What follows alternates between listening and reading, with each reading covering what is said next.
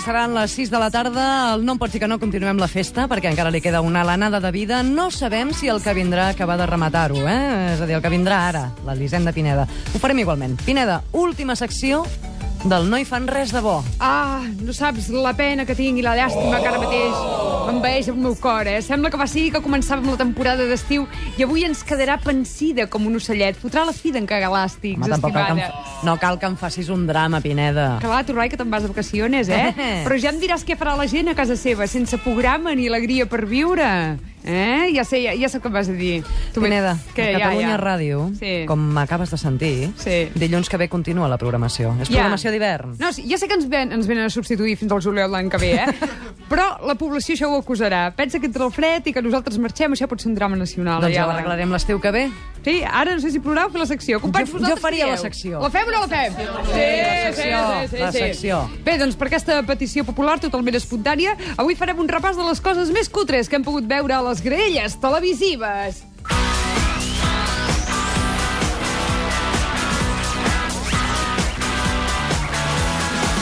Comencem amb el refregit, evidentment, d'un programa protagonitzat per gent que viu al límit. Es tracta de Qui vive ahí, de La Sexta. De què va? Doncs hi surt gent que ensenya casa seva, i no estem parlant de cases cutres salsitxeres com la teva o la meva, Iala? No. Estem parlant de llocs on realment s'hi han gastat la pasta. Dic que els protes d'aquest programa viuen al límit perquè si jo tingués alguna d'aquestes cases, no l'ensenyaria per la tele convidant els manguis que em facin una visita, que també s'ha de ser burro, Hola, muy buenas. Ven, aquí tenemos un jarrón mío, un cuadro de Van Gogh y una litografía de Picasso. Ay, muy importante, toda la grifería es de cobre. Venga, va, veniu els manguis, a fotre-m'ho tot. Ai, ja us he dit d'on vivo i també ho ensenyen al carrer, a la població, tot molt maco. Burros! Bé, el cas és que hi ha gent que té cases molt maques i hi ha gent que té molts quartos i molt males idees, també. Com, per exemple, aquesta noia que us porto avui. Ha fet de la seva afició el motiu de decoració de la casa. Molt atents al perfil psicològic del personatge. Hola, ¿quién vive aquí? La Barbie Crazy. Pero bueno, Barbie, ¿nos dejas ver tu casa? Venga, pasar. Hola, Barbie Crazy. Ai, tu et dius així pel món? Vas pel món dient, hola, una entrevista de feina? Buenos días. ¿Cómo se llama? Barbie Crazy Pérez. Creieu que és normal, això? Home, voleu saber més coses de la Barbie Crazy? Sí, són uns temeraris, Com decora a casa seva la nostra elegant amiga? Així. Sonia, te has presentado como la Barbie Crazy, ¿y eso por qué? Esto es lo último ya que se me ha ocurrido, porque me encantan las Barbies. Tengo muchísimas por aquí, por allí, en el baño, donde pillo. En cajas, porque ya no me caben. Y de toda esta colección que tienes aquí, ¿cuál es tu preferida? ¿Cuál es con la que mejor te llevas? A ver, mi preferida, mi prefe es esta, que es Caperucita Roja, rollo sexy. Entonces me gusta mucho porque es muy yo. Muy jo. Mi prefe, hauríem de destacar aquesta manera d'expressar-se. Mi prefe és esta de la Caperucita Roja que va sexy, I també m'agradaria destacar que si algun dia agafeu un pet a casa de la Barbie Crazy i us quedeu a dormir, no us espanteu que no us lleveu, perquè aquelles Barbies us estan mirant amb aquells ulls de te voy a matar, te voy a arrancar la cabeza en agosto cuando haga calor, que dius, però què és això? Tota la casa, pensa que vas a fotre un riu?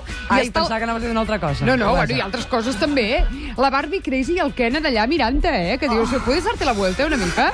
Saps? I a més té piolines. Ai, no. Sí, coses d'aquestes que foten... Se li deu com la una de pols a casa amb tot això. Terrible. Aquesta casa fotria vomitar un forense. Bé, fins aquí ja en tindríem prou de Barbie Crazy, no?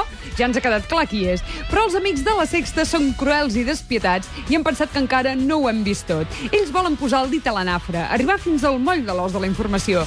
Que s'ho podrien haver estalviat, sí, però escolta, més que era això, no treballem en punt set, una de dues.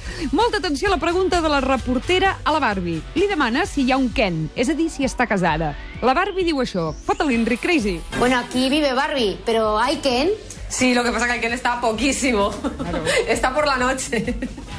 Solo vuelve a casa por la noche. Sí, por la noche. ¿Y qué dice Ken de esta casa? Nada, el pobre no dice nada, ya no dice nada. ¿Qué va a decir? Si es que es inútil. Conmigo es que es lo que hay. És lo que hi ha. Si et cases amb la Barbie Crazy, tingues ja per suposat que esmorzaràs amb una campana de la cuina en forma de Hello Kitty, perquè també la té, Quan dius campana no vols dir això. Bueno, també, sí, ho té tot de ninos i de coses que foten. A més, els peluix, els ossos aquests de peluix, llamen molt a l'àcar i a la pols. I a aquella casa, jo per mi que entres, i ja només esnifar i ensumar una miqueta l'ambient, Tira una miqueta enrere.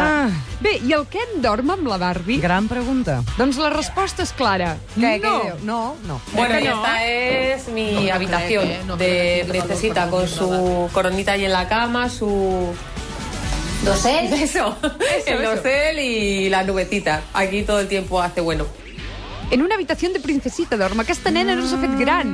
Perquè és con su dosel i nubecites i ossos de peluix, clar. M'està pujant el sucre, Pineda, Imagina't un divendres a la nit que vas a fotre't un sopar de caldeu amb la parella i després et venen ganes de fotre un satraca, matraca, canyamàs. T'has de fotre en aquest llit con el dosel i los ossos de peluix. És que se't treuen totes les ganes, fill meu.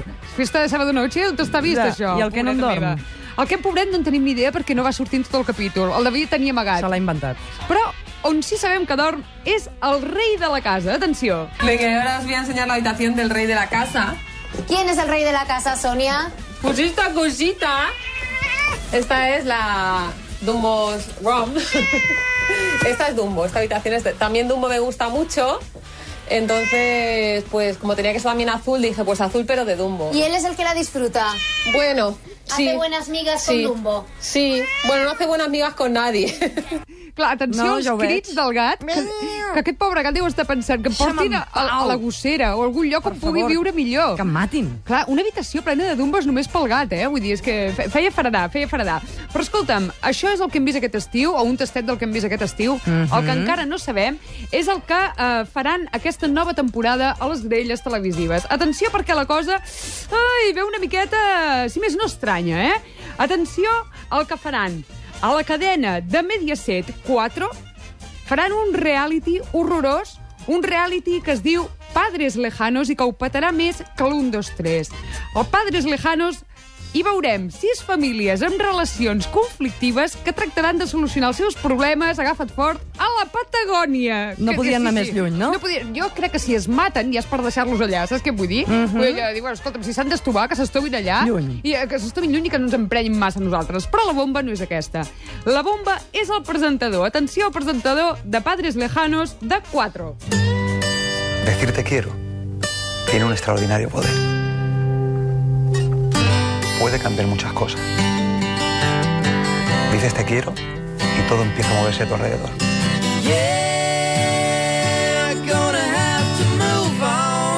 Empieza el viaje. Padres Lejanos. Estreno muy pronto en 4. Què, no saps qui era? No. I per tant no teniu Jo l'he idea, conegut, qui l'he era? conegut. No. Era ni más ni menos que Manuel Benítez, el cordobés. Au, va. Sí. Oi, per favor. I què fa aquest en un programa? Bueno, no deu Que tenir... toregi, que Gran és el pregunta. No deu tenir toros per torejar. Tanta gent periodista que no té feina. Clar. I aquest home presentant un seu. programa. Que no poden torejar més. També et dic una cosa. Què vols que et digui? Potser se l'emporten a la Patagònia perquè no torni, també. No tienen derecho, los toreros no. Això. Arribem a les notícies de les 6, aturem màquines, el que diem, i posem una mica de seny i de seguida tornem amb l'última, ara sí, hora del No em pots dir que no.